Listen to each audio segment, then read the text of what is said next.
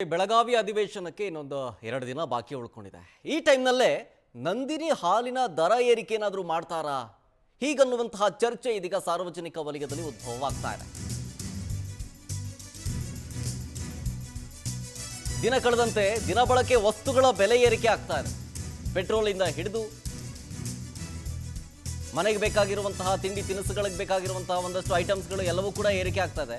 ಈಗ ನಂದಿನಿ ಹಾಲಿನ ದರ ಕೂಡ ಏರಿಕೆ ಮಾಡ್ಬಿಡ್ತಾರಾ ಅಂತ ಚರ್ಚೆ ಆಗ್ತಾ ಇದೆಯಂತ. ಇದ್ರ ಬಗ್ಗೆ ಮುಂದಿನ ದಿನದಲ್ಲಿ ತೀರ್ಮಾನ ತೆಗೆದುಕೊಳ್ತೀವಿ ಅಂತ ವಿಧಾನಸೌಧದಲ್ಲಿ ಕೆಎಂಎಫ್ ಅಧ್ಯಕ್ಷ ಭೀಮನಾಯಕ್ ಹೇಳಿಕೆಯನ್ನು ಕೊಟ್ಟಿದ್ದಾರೆ.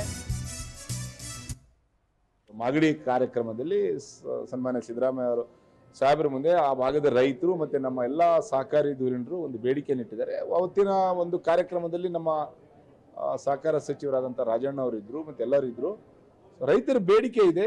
ಆ ಬೇಡಿಕೆಯನ್ನ ನಾವು ಖಂಡಿತ ಸನ್ಮಾನ್ಯ ಮುಖ್ಯಮಂತ್ರಿ ಸೆಷನ್ ಆದಮೇಲೆ, ಅಧಿವೇಶನ ಆದಮೇಲೆ ಸನ್ಮಾನ್ಯ ಮುಖ್ಯಮಂತ್ರಿ ಮುಂದೆ ಆ ಬೇಡಿಕೆಯನ್ನು ಇಡ್ತೀವಿ. ಸನ್ಮಾನ್ಯ ಮುಖ್ಯಮಂತ್ರಿಯವರು, ಸರ್ಕಾರ ಮುಖ್ಯಮಂತ್ರಿ ಇದ್ದಾರೆ, ಉಪಮುಖ್ಯಮಂತ್ರಿಗಳಿದ್ದಾರೆ, ಸಹಕಾರ ಸಚಿವರು ಇದ್ದಾರೆ, ಅವ್ರ ಮುಂದೆ ಈ ಬೇಡಿಕೆಯನ್ನು ಇಡ್ತೀವಿ. ಏನು ತೀರ್ಮಾನ ಮಾಡ್ತಾರೆ ಸರ್ಕಾರ ಮಾಡ್ತಾರೆ.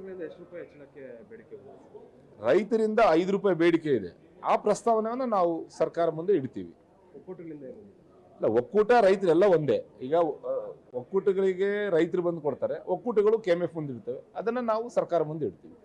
ಒಂದು ಮಾಗಡಿ ಕಾರ್ಯಕ್ರಮದಲ್ಲಿ ಸನ್ಮಾನ್ಯ ಸಿದ್ದರಾಮಯ್ಯ ಅವರು ಸಾಹೇಬರ ಮುಂದೆ ಆ ಭಾಗದ ರೈತರು ಮತ್ತೆ ನಮ್ಮ ಡೀಟೇಲ್ಸ್ ಕೊಡ್ತಾರೆ ಇದ್ರ ಬಗ್ಗೆ ನಮ್ಮ ಪ್ರತಿನಿಧಿ ದೀಪಾ ನೇರ ಸಂಪರ್ಕದಲ್ಲಿ. ದೀಪಾ, ಅಧಿವೇಶನಕ್ಕೆ 2 ದಿನ ಬಾಕಿ ಉಳ್ಕೊಂಡಿದೆ, ಬೆಳಗಾವಿ ಅಧಿವೇಶನಕ್ಕೆ. ಈ ಟೈಮ್ನಲ್ಲಿ ಏನೇನೋ ಚರ್ಚೆ ಆಗುತ್ತೆ, ಏನೇನು ಜನರಿಗೆ ಅನುಕೂಲ ಮಾಡಿಕೊಡ್ಬೇಕು ಅನ್ನೋ ಚರ್ಚೆ ಆಗುತ್ತೆ ಅಂತ ಅನ್ಕೊಂಡಿದ್ವಿ. ನೋಡಿದ್ರೆ ಹಾಲಿನ ದರ ಏರಿಕೆ ಮಾಡ್ತೀವಿ ಅನ್ನುವಂಥ ಚರ್ಚೆಗಳು ಉದ್ಭವವಾಗ್ತಾ ಇದ್ದಾವೆ. ಏನಿದೆ ಸರ್ಕಾರದ ಮನಸ್ಸಲ್ಲಿ ಇದ್ರ ಬಗ್ಗೆ ಅಂತ? ಶರತ್, ಇದು ಮೊದಲನೇ ವಿಚಾರ ಅಂದರೆ ಮೊದಲನೇದಾಗಿ ಕೇಳಿಬಂದಂತಹ ವಿಚಾರ ಅಲ್ಲ, ಹಿಂದಿನಿಂದಲೂ ಕೂಡ ಇತ್ತು. ಆದರೆ ಹೈಕ್ ಮಾಡುವಂತಹ ವಿಚಾರವಾಗಿ ಒಂದಿಷ್ಟು ಅಡೆತಡೆಗಳು, ಟೆಕ್ನಿಕಲ್ ಅಡೆತಡೆಗಳು ಇತ್ತು ಅನ್ನುವಂತಹ ಮಾಹಿತಿ ಕೂಡ ಇದೆ.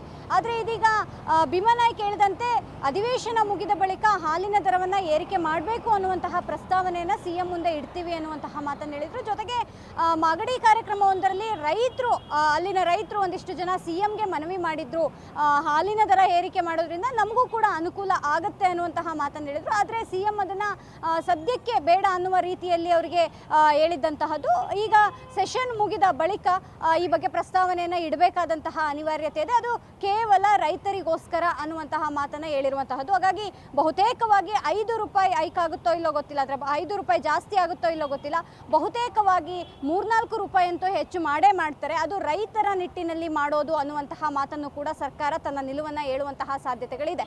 ಹಾಗಾಗಿ ಹಾಲಿನ ದರ ಬಹುತೇಕವಾಗಿ ಡಿಸೆಂಬರ್ 20ರ ಬಳಿಕ ಒಂದು ಸಭೆ ನಡೆಯುತ್ತೆ. ಆ ಸಭೆಯಲ್ಲಿ ಎಲ್ಲವೂ ಕೂಡ ತೀರ್ಮಾನ ಆಗುವಂತಹ ಸಾಧ್ಯತೆ ಇದೆ. ಆದರೆ ಹಾಲಿನ ದರ ಇದೇ ತಿಂಗಳಲ್ಲಿ ಏರಿಕೆ ಆಗುವಂತಹ ಸಾಧ್ಯತೆಗಳು ಕೂಡ ದಟ್ಟವಾಗಿ ಕಾಣಿಸ್ತಿದೆ. ಶರತ್, ಓಕೆ, ಥ್ಯಾಂಕ್ ಯು ದೀಪಾ ಡೀಟೇಲ್ಸ್ಗಾಗಿ.